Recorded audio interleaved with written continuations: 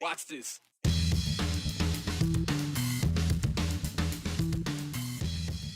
Millions and millions of dollars in student loan relief is in view for millions of student loan borrowers. Not that everyone is happy about it, including our own Governor Little, who claims it will cost Idaho taxpayers thousands of dollars apiece. But is that true? You know, renters are also looking for help in a red-hot market like the Treasure Valley. That in and of itself is difficult enough, but if you can get the help, can it be turned away by a landlord? Well, yes, it can. A simple gesture of thanks for librarians during a week celebrating books banned from their shelves. Okay, so I know it's still like 9 weeks away, but you want a surefire way to clear the crowd at your Thanksgiving gathering? Just bring up student loan debt and the Biden administration's plan to erase it. Just put that little generational grenade in your back pocket, pull the pin, and just watch the futile fireworks fly. President Biden announced his student loan forgiveness plan nearly a month ago, and about 3 weeks later, Idaho's governor was one of nearly 24 other state leaders to sign and send a letter to the president explaining why it's a bad idea. One of the reasons that letter highlighted is the forgiveness plan would push the financial burden to taxpayers to the tune of more than $2,000 each. That seems like a big number, but is it a real number for everyone, like every Idahoan? Here's Joe Paris. Idaho Governor Brad Little signed on with more than 20 governors to send this letter to President Joe Biden. It's in regards to the Biden administration's student loan debt forgiveness plan. In short, the Biden administration wants to forgive up to $10,000 in federal student loan debt for those with incomes below $125,000 a year or households that earn less than $250,000 combined. Governor Little and other governors argue in their letter to Biden that the plan will, quote, cost the American taxpayer more than $2,000 each or $600 billion total, a price that people of our states cannot afford, the statement says. As a part of the Biden plan, when student debt is forgiven, it doesn't just go away. The president doesn't have the power to make that go away.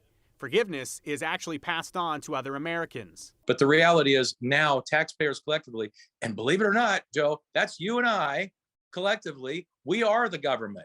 Dave Petzo is a financial expert based in Boise. He explains that, yes, taxpayers would be on the hook to pay for forgiven student loans. This letter signed by Little and other governors mentions the cost to Americans as about $2,000 each. So where does that calculation come from? Well, in short, it's basically based on how much of student debt forgiveness plan is expected to cost divided by American taxpayers. So to be clear, Americans are not paying an extra $2,000 each out of pocket for the plan, but instead, $2,000 about per taxpayer is added to the national debt, a number that continues to climb. It's a lot. And that really means future generations, your kids, grandkids, etc., are going to have less of something, higher taxes, in order to pay things off. It's not a printing press. You can just keep running without any detriment to the future. So is that cost worth it to Americans? Well, you'd have to ask each individual person for their take, but there are segments of the population that we've heard speak out in major support of the idea. Any opportunity that we have to be able to put money back into our educators' pockets for the things that they do to be professional certified educators is an opportunity. Mike Journey is spokesman for the Idaho Education Association. They represent public school educators, administrators here in Idaho. And Journey says that IEA applauds ideas like this because the idea could greatly benefit educators in the Gem State. Our members are modestly paid professionals. They rely heavily on their ability to get certified, their ability to continue their education after they become teachers. Many of them go on to get master's degree and doctorates, and so it's important for them to be able to have an opportunity for debt relief. Journey points to successful legislation from earlier this year in Idaho as an example of how Idaho educators can benefit from debt forgiveness and encourage educators to stay in the profession. Just this past year, there was a rural educator initiative that was passed, an incentive that was passed that we wholeheartedly endorsed because it provided those kind of opportunities for educators to be reimbursed for their expenses to get certified, to go on to graduate school and do other things. Still, Petzo points out that the Biden plan does not address the core issue here, the rising cost of higher education. Almost nothing on the planet has become more expensive over the last 30 years than higher education. Percentage-wise, it's through the roof. And this only rewards them. We're rewarding these institutions not for changing, but in fact to stay the same and really stay bad and expensive. And that, to me, is one of the other, if you will, social problems with this whole bill. So I know there's a lot of questions right now about the Biden debt forgiveness program. You may be asking yourself at home, oh, am I still going to get this? When is this going to go through? Well, a lot of it is actually still being worked through, and there's also some possible legal challenges to the entire thing. So, Brian, as more information comes out really from the federal level, we'll get an idea of exactly how this could work. Again, there could be legal challenges that could prevent this from happening.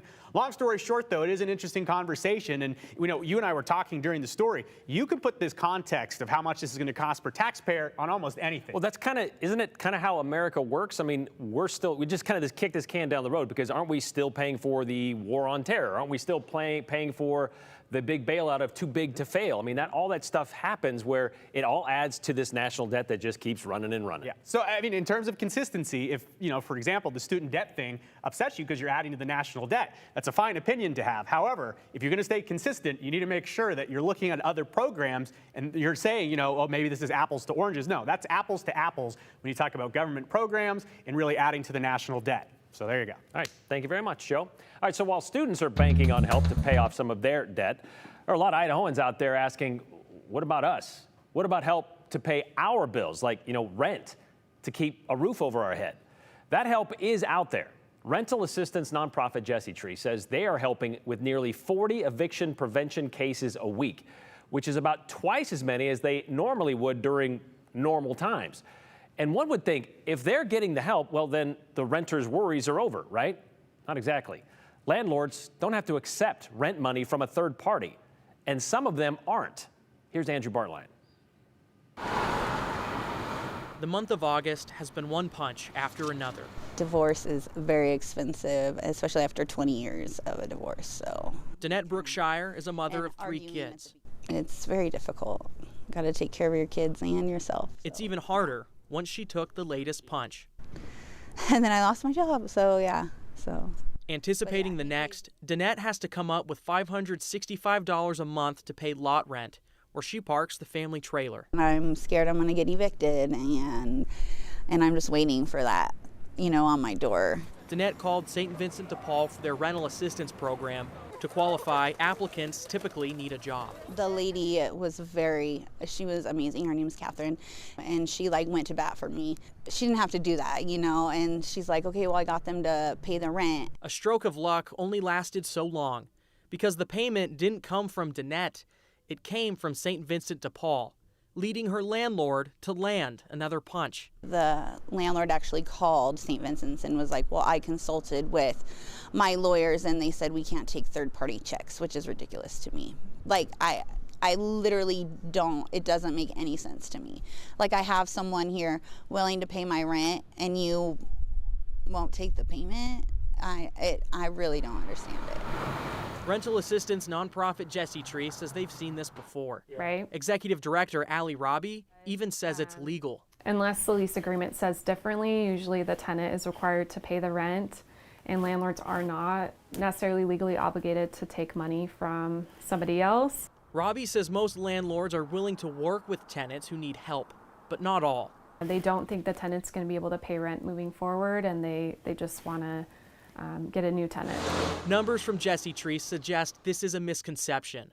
More than 90% of people who get eviction prevention assistance from Jesse Tree stay housed and do not return for further help. Most of the time, it's a one-time, temporary financial crisis that people are experiencing, and they just need that one-time help. But denying this help only hurts Danette further. I have someone who's willing to pay rent and you won't accept the payment. That doesn't make any sense to me at all.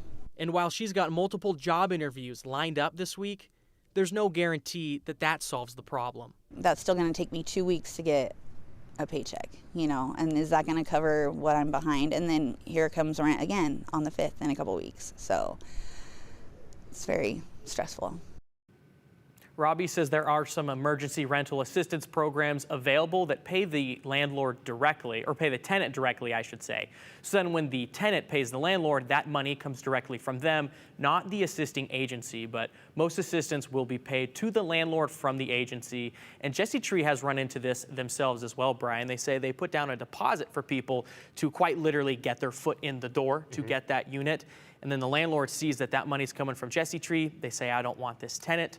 And then they have to find a new unit for that person, and a new landlord. I can see why an assistance program isn't just going to give you some cash and then maybe you use it to pay rent. Who knows what you buy with it? Right, exactly. So they want to pay that directly to the landlord. But when it comes to the landlord's perspective, isn't cash? Doesn't matter where it comes from? Well, I mean, the argument would be they don't want a tenant that needs this assistance. Maybe this isn't a reliable tenant. Okay. I got 10 months left on this lease. You already need help now. I'm not confident that you're going to make it through 10 months. But as Jesse Tree said, the numbers show like more than 90% of people that go to them for one-time help don't come back again. They get that help and they're good going forward. And what about the lease? Didn't the lease say cash is cash? It says party A pays party B. If that money comes from party C, according to Allie, she says she's not positive this has quite been litigated in Idaho. Okay. They don't legally have to take that money.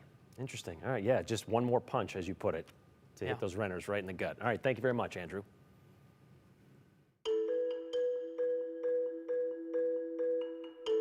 You know, it's been a rough year for local librarians, so one Boise bookstore is hoping to spread a little love and some thanks.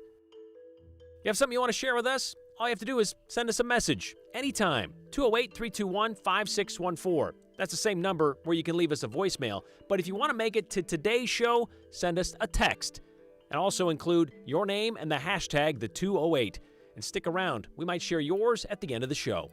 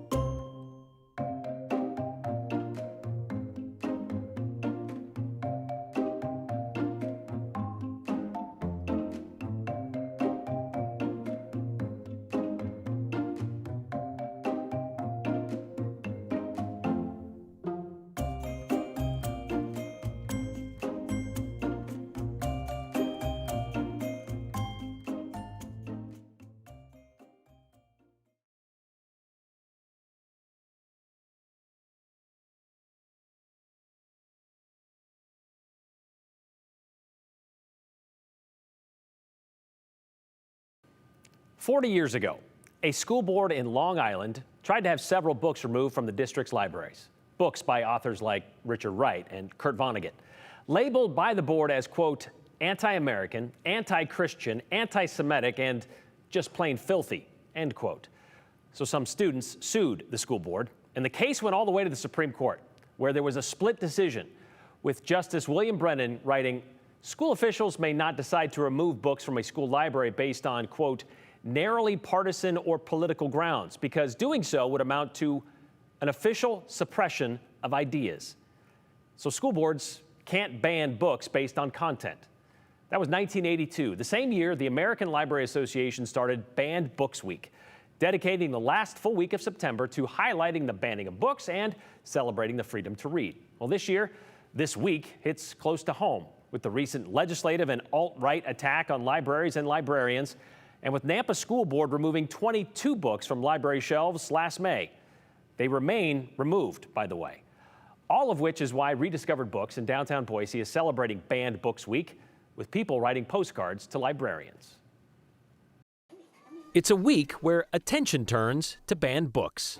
I appreciate you. But in here, the focus has been on these books for a lot longer than that. And we're still have people coming in every day and having discussions about why these books are important and doing the, why would they ban this one? And it's like, yeah, I know, why would they? Which is why Rediscovered Books This one says, Dear librarian, wanted readers to rediscover a recognition your role is vital to our community and you are so appreciated. for our local librarians. Write a postcard to a librarian thanking them for what they do.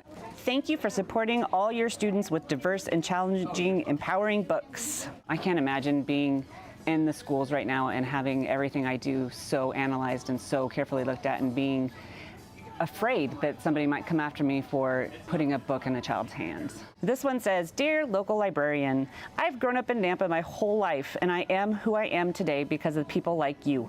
I am extremely thankful for how you and the other librarians support diverse, challenging, empowering books in schools and in public libraries. You are appreciated. Okay, this one's, I appreciate you. Give ease to me by being filled with information. May you read with peace. Boise Public Library, dear library friends, thank you for everything. You are the backbone of our community. They're totally in the crosshairs. I mean, they're the ones from elementary schools up through our junior highs and high schools. I live in West Ada School District, and I support having diverse and challenging books in schools chosen by professionals. We're having people stop and think about bringing in just regular books because they're afraid of people coming after them. They're afraid for their families. They're afraid for their jobs. They're quitting because of this. They're quitting, yeah. Books are tools for understanding complex issues, developing empathy. Don't be afraid of others' perspectives. Seek to understand them. So we wanted to give some appreciation to the librarians who are feeling a lot of pressure right now. Dear library friends, thank you for being the heart of the community. You are appreciated beyond words. So Rediscovered Books told us they had about 15 or so people write postcards to those librarians yesterday on Tuesday. But if you would like to write one for yourself, feel free to stop by anytime this week and fill one out. They are going to provide the card, the postage, and they're going to make sure they get mailed to whichever library you would like it sent.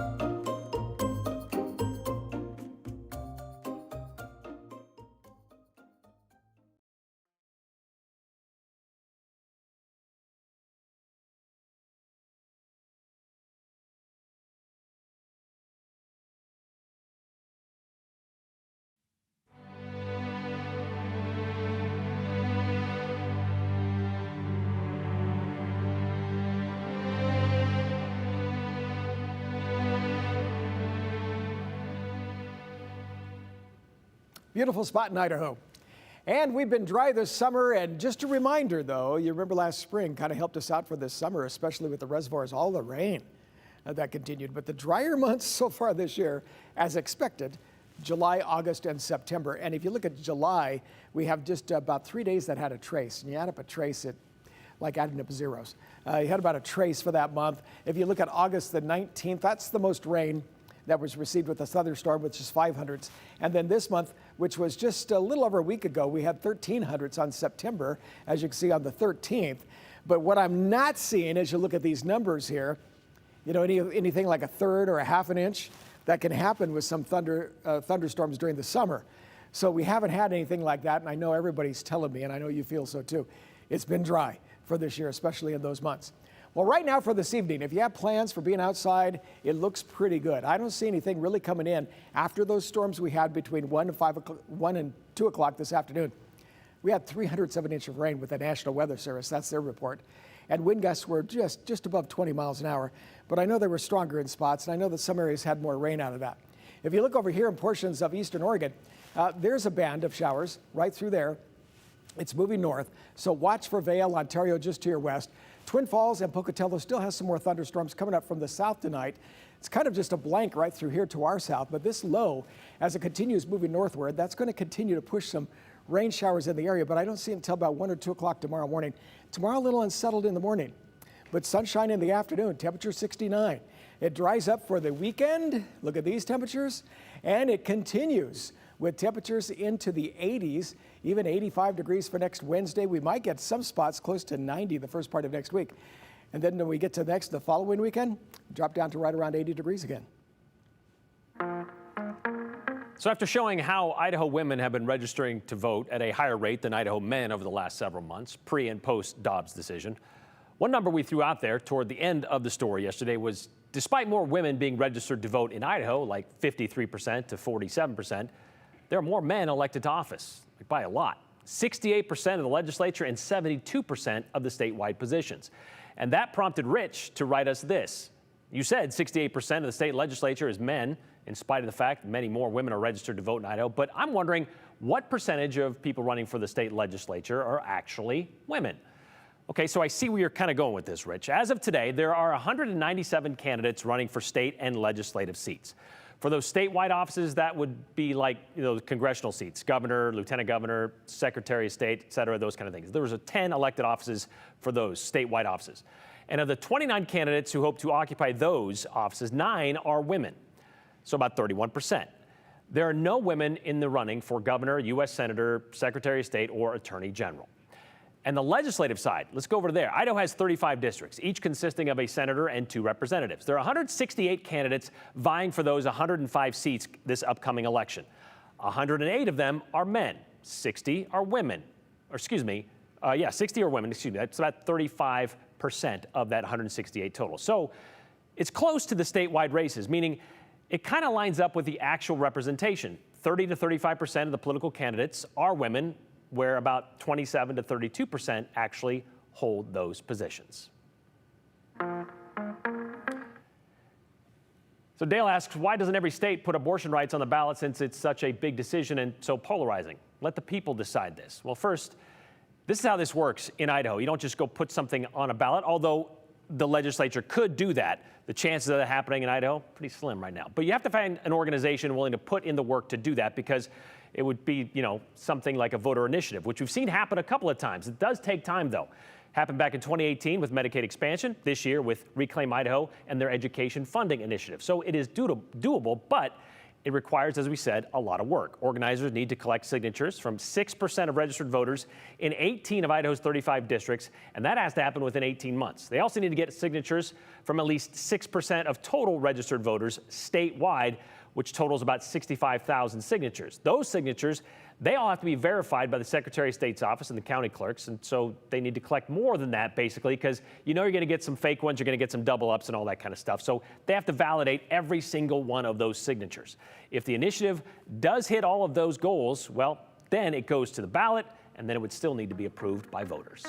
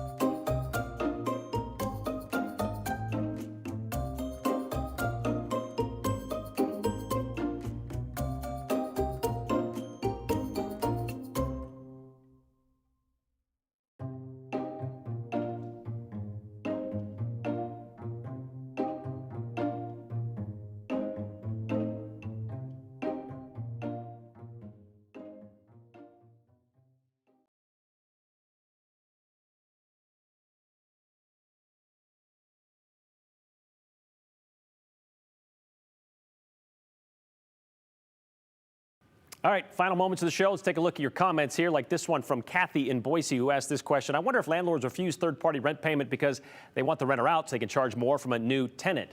Not sure, possible, but it takes a lot to get a renter out of an apartment if you just want to kind of get rid of them. That could take months in some cases, and I'm not really sure why they would refuse that money. We could ask one, though, if we find one. They shouldn't forgive student loans. They should be helping farmers if they're going to help anyone. Without farmers, where would we be? It's a good point, but have you seen some of the money and some of the tax breaks available to farmers when they need it, some of the bailouts and that stuff? It is there, trust me.